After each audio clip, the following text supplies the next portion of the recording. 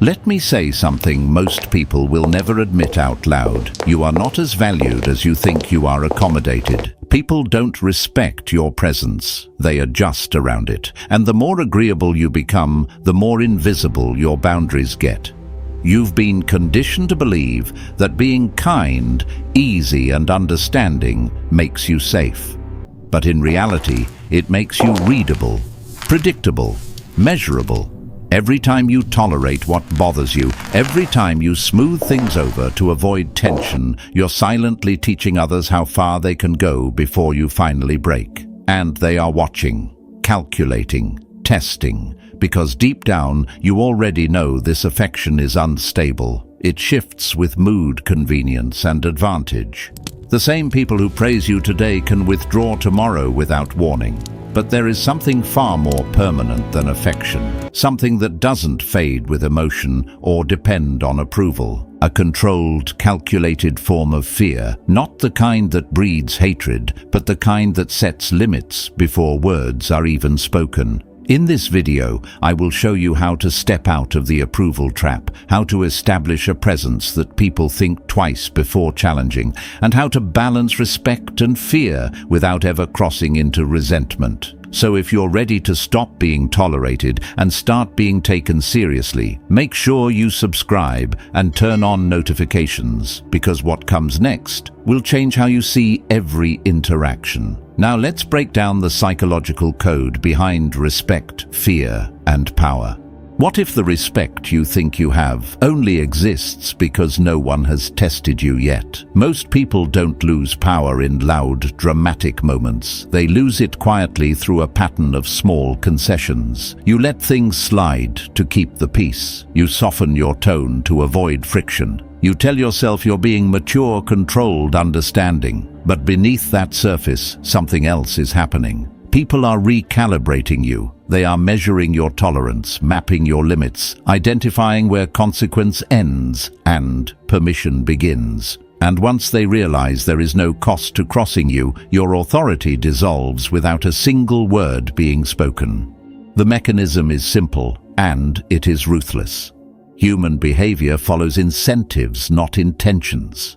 People don't act based on what you deserve, they act based on what they can get away with.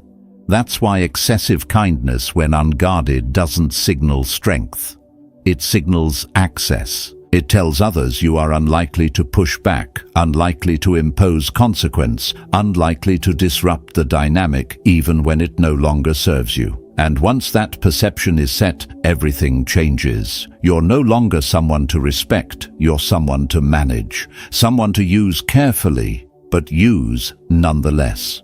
Look at how it plays out in everyday situations. Someone interrupts you mid-sentence. You laugh it off. Someone delays your time, disrespects your boundary, and you say it's fine. You think you're being easygoing. They think you're safe to ignore. Or worse, someone crosses a line and you respond with over-explanation. I didn't mean it like that, I just thought. Now the frame has shifted. You're not setting the rules anymore. You're negotiating your position inside theirs. The disciplined response is different. You don't raise your voice. You don't overreact. You simply hold the line. That doesn't work for me. Then silence. No justification, no emotional leakage. Just a boundary that exists whether they like it or not. Here's the inversion most people never see. Respect is not built from how much you give. It is built from what others risk losing when they cross you. Not fear in the chaotic, aggressive sense. Not intimidation that breeds resentment. But a quiet, calculated awareness that your presence has weight, that your absence has consequences, that your boundaries are not suggestions. This is where power shifts from being liked to being measured. And once you understand this, you begin to see something uncomfortable. Love is flexible. It bends. It negotiates. But controlled fear, fear of consequence, fear of losing access, fear of misstepping, doesn't bend the same way.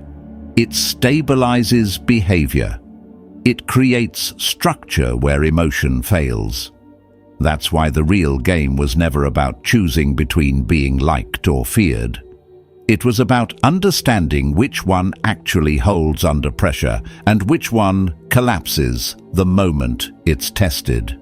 Now the question becomes, if kindness alone invites pressure, what actually sustains authority when the stakes rise? Why do some people hold authority even in silence, while others lose it the moment they speak? It comes down to something most people misunderstand about power.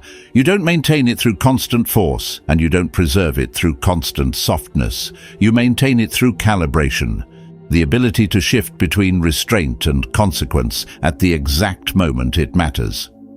Most people fail here because they operate on one extreme. Either they are always agreeable, hoping consistency will earn trust, or they overcorrect into constant dominance, thinking pressure alone creates control. Both positions collapse just at different speeds. The hidden mechanism is adaptation.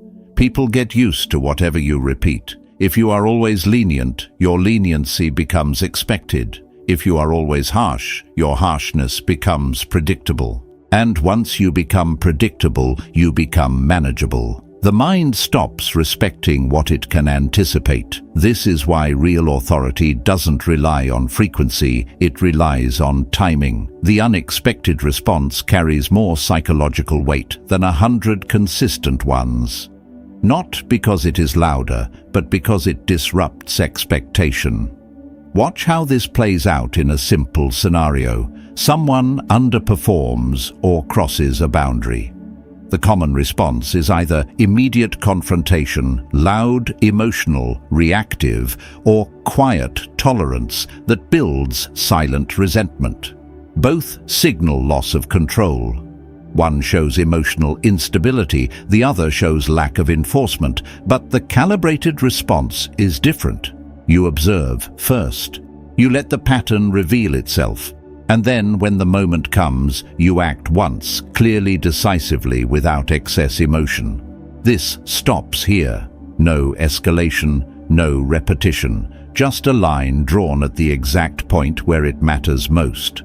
That single moment does more than constant correction ever could. This is the principle most people avoid because it requires something uncomfortable: emotional discipline. You have to resist reacting when it's easy and act when it's difficult. You have to let small things pass without losing awareness and strike only when the pattern becomes clear. That restraint is what creates tension, and that tension is what gives your actions weight. Without it, your responses become noise. Here's the truth most people won't accept. Authority is not about being consistent in behavior. It's about being consistent in standards while remaining unpredictable in enforcement. That unpredictability forces attention. It keeps people alert, aware that the line exists, even if they can't always see where it will be enforced. And that awareness is what stabilizes behavior without constant control. But there's a deeper layer beneath this. The moment you stop trying to be liked, you stop diluting your decisions. You begin to choose what is necessary over what is comfortable, and that shift changes how others perceive you. Not as someone they agree with, but as someone they must account for. And once people start accounting for you, everything changes. But that comes with a cost most aren't prepared to face, because the more decisive you become, the more distance begins to form. Why does power always come with distance? And why do most people instinctively run from it? Because the moment you stop seeking approval, you stop being easy to relate to. And when people can no longer predict your emotional responses, they begin to feel something subtle but uncomfortable: uncertainty. Most interpret that uncertainty as disconnection, but in reality, it's the first sign that your frame is no longer dependent on theirs. This is the paradox no one prepares you for. The stronger your internal control becomes, the fewer people will feel completely at ease around you. The mechanism is psychological dependency. When you rely on being liked, you unconsciously adjust your behavior to maintain emotional harmony. You explain more than necessary, soften decisions, delay action to avoid tension. But once you remove that dependency, your decisions become cleaner, shorter, more direct. And that clarity creates distance because most people are used to negotiating reality through emotion, not structure. They don't know how to interact with someone who doesn't need their approval to act. Look at a simple interaction. Someone questions your decision. The common response is to over-explain, to justify, to make them feel comfortable with your reasoning. Let me explain why I did that, but in doing so, you subtly hand them authority over your choices. Now compare that to a controlled response. That's the decision. Then silence. No hostility. No defensiveness. Just finality. The energy shifts instantly. They may not like it, but they understand it. And more importantly, they adjust to it. Here's the inversion. People don't respect you for making them comfortable. They respect you for making decisions they cannot easily move. Comfort invites negotiation. Structure ends it. And when people realize they cannot easily influence your direction, they begin to treat your presence differently, not warmer, but more carefully. This is where loneliness enters the equation. Not because people disappear, but because fewer people can engage with you without trying to pull you back into emotional negotiation. Some will test you, some will withdraw, some will label you as distant, cold, or changed. But what they are really reacting to is the loss of control they once had over your reactions. And if you're not aware of this, you'll be tempted to revert, to soften again, to explain again, to reconnect through approval. But here's the truth. Power requires a level of emotional independence that most people never develop. And that independence will always feel like isolation at first, because you are no longer moving in sync with the emotional expectations of the group. You are setting your own rhythm. You are deciding when to engage, when to withdraw, when to act, and when to remain still. And once you accept that distance, instead of resisting it, something shifts. You stop trying to be understood by everyone and start being understood by the few who can operate at that level. But that raises a more dangerous question. If distance protects your power, how much of yourself should you actually reveal in the first place? How much should people really know about you, and what happens the moment they know too much? Most people think transparency builds trust, that the more you explain your intentions, your thoughts, your plans, the more secure your position becomes. But in reality, excessive clarity doesn't create trust. It creates access, and access, when unmanaged, becomes leverage. The more predictable you are, the easier it is to anticipate you. And the easier you are to anticipate, the easier you are to control. The mechanism is simple, but dangerous. The human mind is constantly scanning for patterns. Once someone understands how you think, how you react under pressure, what triggers you, what you tolerate, they no longer need to confront you directly. They can move around you, influence you indirectly, position themselves in ways that extract advantage without ever appearing aggressive. And you won't even notice it happening because it won't feel like resistance. It will feel like coincidence. Watch how this plays out in conversation. Someone asks about your plans, your strategy, your next move.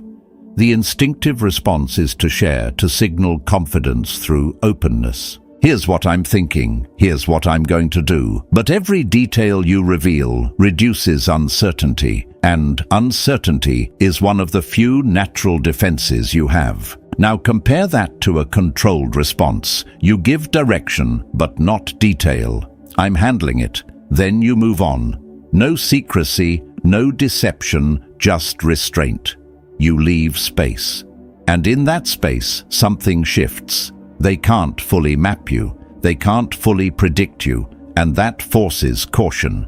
Here's the inversion most people miss.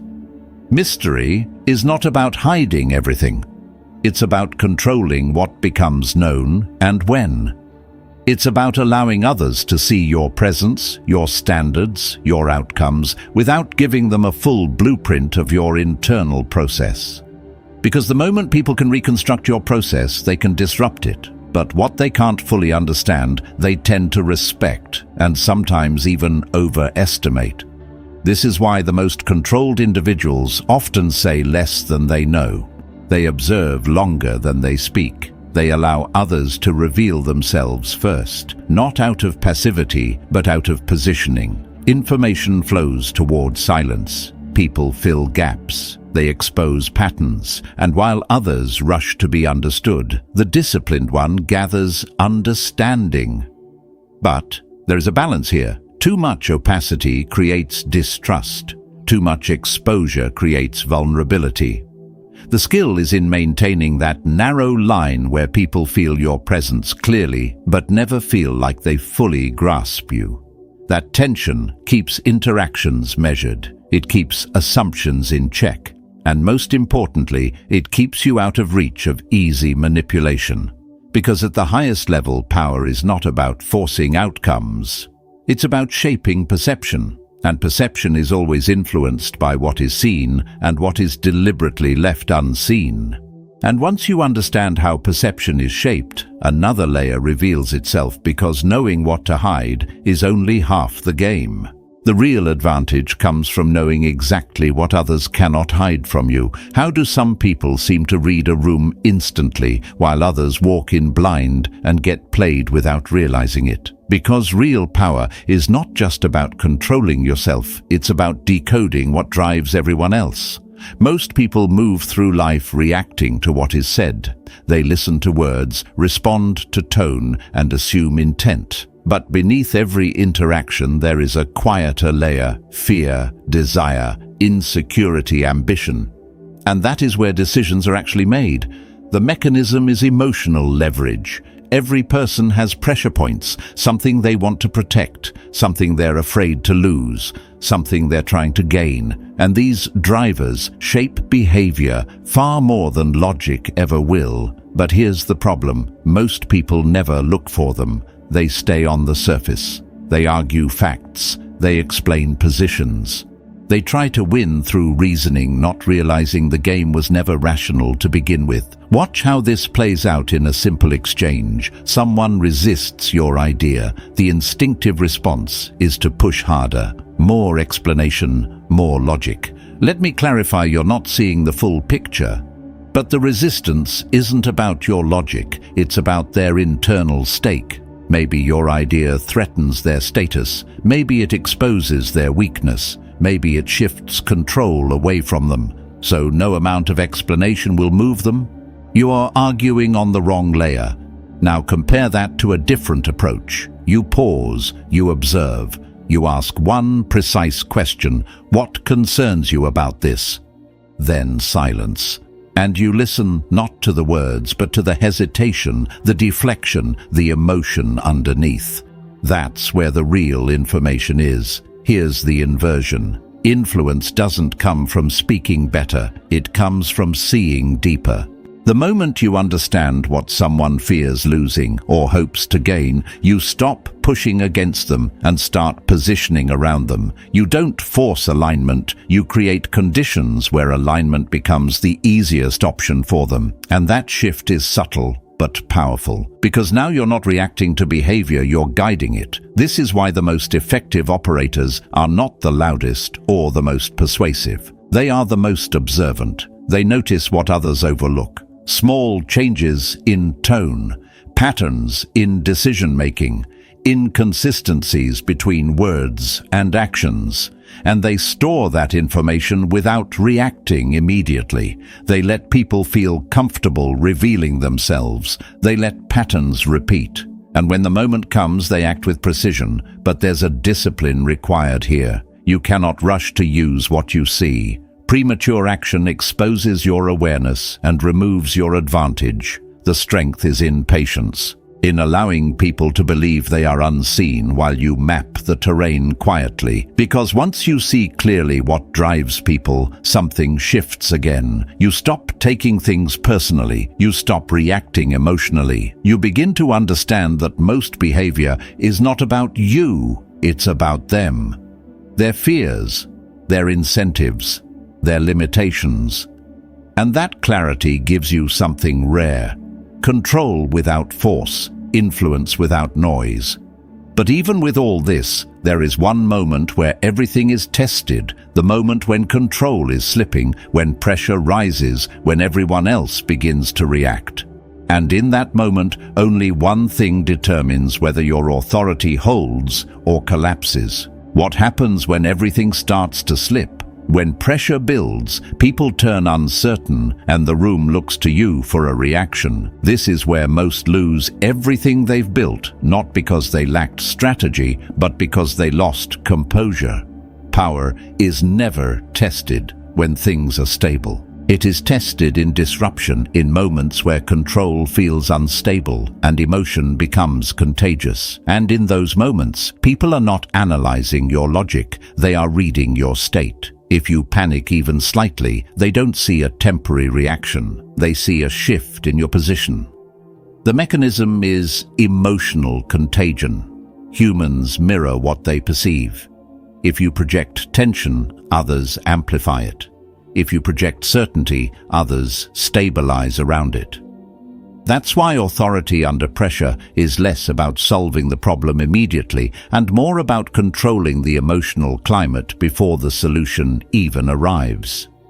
Most people reverse this. They rush to act, to fix, to respond quickly, believing speed signals competence. But rushed action often carries emotional leakage, hesitation, urgency, doubt.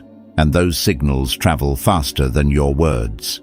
Watch how this unfolds in real situations. A plan fails. A mistake is exposed. The average response is immediate reaction, defensive explanations, rapid adjustments, visible stress. Give me a second, let me fix this, that's not what I intended. In trying to regain control, they reveal they've already lost it. Now compare that to a controlled response. You pause. Not long enough to seem uncertain, but long enough to reset the frame. You assess quietly. Then you speak, measured and clear. Here's what we're doing next. No justification, no panic, just direction. The room adjusts instantly. Not because the problem disappeared, but because your state redefined the situation. Here's the inversion. Authority is not proven by avoiding mistakes. It is proven by how you carry yourself when mistakes become visible. Anyone can appear confident when everything is working. Very few can remain composed when everything is not.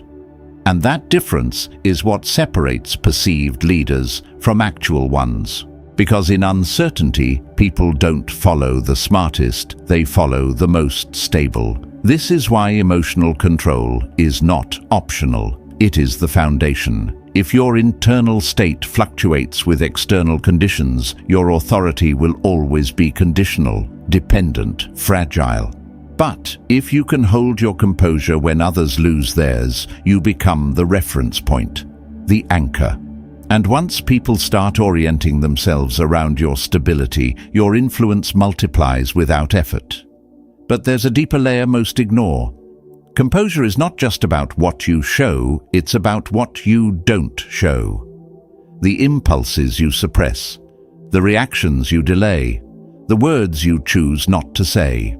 Because every unnecessary reaction reveals more than you intend, and every controlled silence reinforces your position. And when you master that restraint, something final becomes clear. Power is not something you hold permanently. It's something you maintain moment by moment through awareness, discipline, and control. This is the truth most people spend their entire lives avoiding. Power is not about what you do in public. It is about what you refuse to do under pressure. There will be moments when someone misunderstands you, questions you, pushes you just enough to provoke a reaction. You will feel the urge to explain, to correct them, to prove your intent. you will want to fix how they see you. That impulse will feel justified, almost necessary. But the moment you act on it, you step into their frame. You trade control for approval. And when you don't react, something shifts. Silence creates space. In that space, people reveal more than they intended. Their tone changes, their certainty weakens, their behavior adjusts. Not because you forced it, but because you didn't. This is where the shift happens, from reaction to self-command, from impulse to discipline, from noise to clarity. You stop managing perception and start defining it. If you see this, clearly write silent strength in the comments. And if you are ready to go deeper into control, perception and restraint, subscribe and stay close. Because once you understand this, you don't go back to who you were.